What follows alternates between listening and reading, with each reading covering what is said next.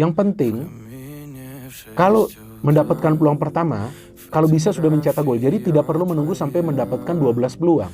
Nah, ini masalah Persib sepanjang musim ini. Sampai kita sudah melewati putaran kedua, sudah beberapa pertandingan. Sulit banget melakukan finishing, bahkan banyak syuting-syuting yang melenceng. Ini nggak bisa terlalu lama seperti ini.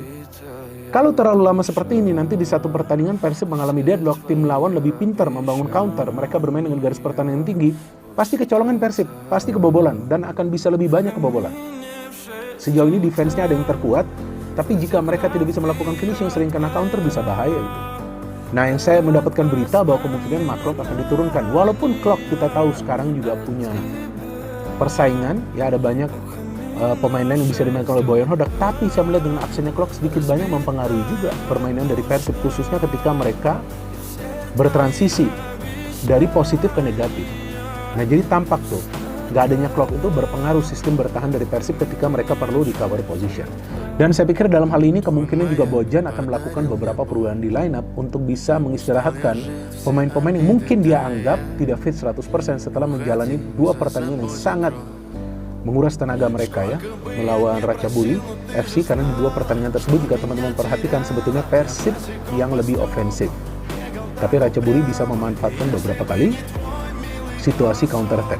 Persita juga bukan tim yang lemah. Persita punya Carlos Peña, pelatih yang sebelumnya berpengalaman dengan Persija, walaupun dia tidak menyelesaikan tugasnya sampai akhir musim, tapi dia bisa membuat Persita menjadi tim yang kompetitif. Dan Persita sama seperti Borneo FC dan Persib dan juga Persija dan juga Malut, merupakan salah satu tim lain yang punya defense yang solid. Jadi mereka tidak banyak menciptakan peluang, tapi peluang-peluang yang mereka dapat itu bisa mereka manfaatkan untuk mencetak gol. Maka itu Persita jarang sekali mencetak 3 gol, jarang. Tapi Persita juga punya masalah untuk finishing.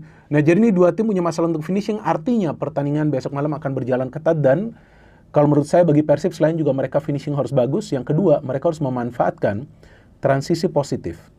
Jadi saya melihat dalam beberapa pertandingan terakhir transisi positifnya tidak sebaik seperti yang mereka tunjukkan musim lalu. Dan beberapa kali bisa diblok oleh para pemain tim lawan. Bagi Persita, jika mereka ingin membuat kejutan, mereka harus defense secara solid. Dan mereka harus mulai pressing kepada para pemain Persib mulai dari lini tengah. Jangan terlalu menunggu di belakang. Kalau menunggu terlalu di belakang, akan ada opsi-opsi bagi Persib untuk membangun serangan, khususnya dari sayap. Dan saya pikir dalam hal ini, jika Maklok nanti dimainkan, kemungkinan Rinders bermain di kiri dan Putros bermain di kanan. Dan Matrikardi dan Barba bermain di tengah. Dan saya pikir di tengah nanti jika Klok bisa dimainkan, Klok, Tom Hey, dan juga mungkin juga Luciano agar kuat. Dan di depan seperti biasa, apa William Barros mungkin juga nanti diganti. Kita tunggu keputusan dari Bojan. Tapi dari Persita ini yang menarik, kita tunggu nanti jika mereka bisa menangani pressure dari para boboto di GBL.